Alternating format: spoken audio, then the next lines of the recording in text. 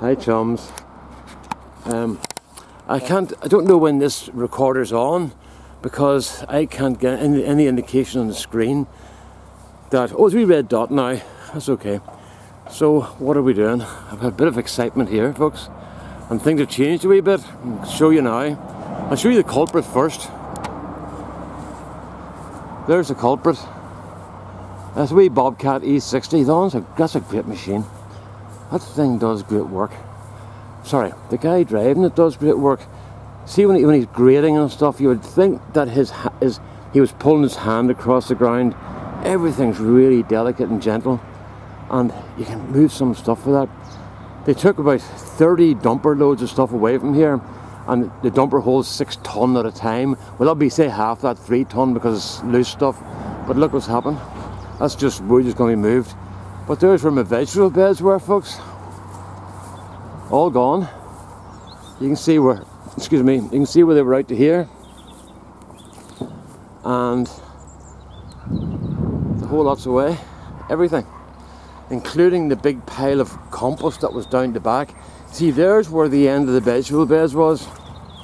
There's real glory here, you know. So they're leaving it for a few days to dry out because it's pretty wet weather.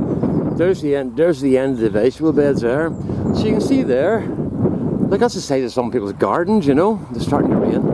So the main thing is we've got a septic tank cleaned out, and then he went into this drain with it and put the bucket in, took some stuff out of the drain, and the septic tank dropped 8 inches.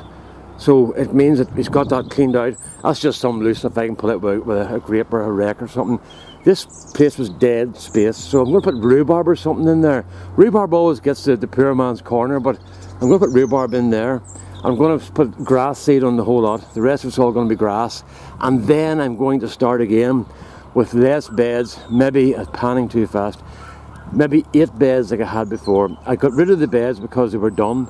They were completely rotten. So I'm just going to use decking boards and creosote, or not creosote, one of those, a preservative is food friendly or vegetable friendly, and it'll be a lot cheaper than pay. I paid £550. That's nearly $1,000 to make 4 8x4 and 4 4x4 raised beds. Red cedar is extremely expensive here. Some of the guys on chat said to me, did you get it sent over first class in a jumbo jet? Because it was so expensive, you know. It's like this utility timber in Canada, apparently. So it's just, everything just fell apart when he touched it with a digger. I'd asked him to leave and stuff, but he just touched it with a digger to see what strength there was in the wood. It just crumbled away. It's just sitting there rotten. So where we are sitting at the moment is, there's one with spuds. There's going to be lots of stories, and I'm getting wet here. So what's happening here is there's going to be wood stored across there. There's some wood there. There's more there, and there's that pile there. That's going to be brought over here and stored until we burn it or whatever we do. And this is going to be cleared out. That's just stuff that's sitting, wood and stuff is sitting there, and firewood's sitting there. And we'll get this all put into grass seed, and it'll make it a lot easier to deal with. And then what I'll do is I'm going to put the raised beds over there, and then I'm going to make them higher this time because my wife's back's giving her a lot of trouble now, and she asked me to make them about twice as high as they were, so she hadn't to bend over as much because it's really sore. So I'll do that. I'll make them higher, which will mean that using the decking boards will be a lot cheaper way to do it, you know. And then I can get fill from these guys. They can bring me loads of fill. Instead of me buying bags of it, they can bring a couple of ton of it, whatever it is, in the back of a truck. It'll be a lot cheaper to buy it that way. And I'm going to put orchards, not orchard, I'm going to put like a mini orchard in here with I was going to say orange trees, with apple trees and what do you call those? Bananas. Yeah, try bananas. Maybe we could look for those before one time in the greenhouse. All the old viewers know about that one, the banana trick. Right. Anyway, apples, plums, damsons, and pears. That's all you can grow here, really. And I might put in some fruit. I'm not too sure, like raspberries and stuff. You know, put in strawberries for sure. There's the rain starting to come on rightly now. We've had horrible weather this last few days. Nothing like Houston, Texas and Florida.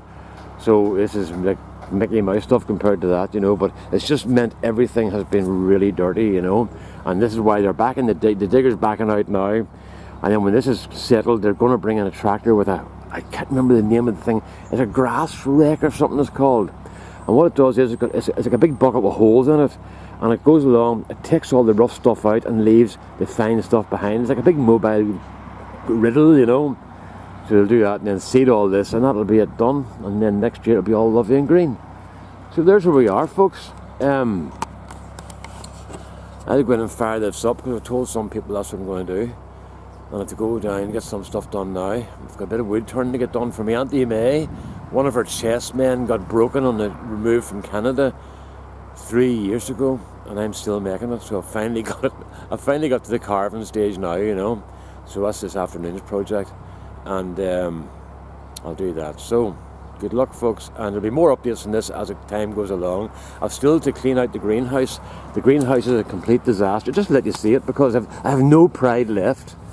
This is what happens, folks, when your health gets a wee bit worse and you leave things for 1 year. Now, most of you know what that looked like before. It's like something out of Gardener's World.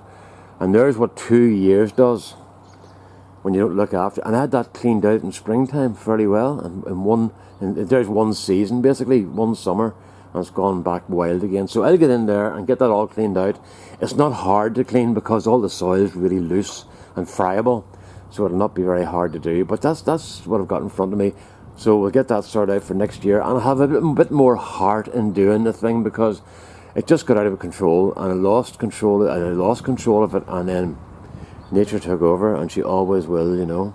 So there's where we are. All right then. So all the best now. Bye bye.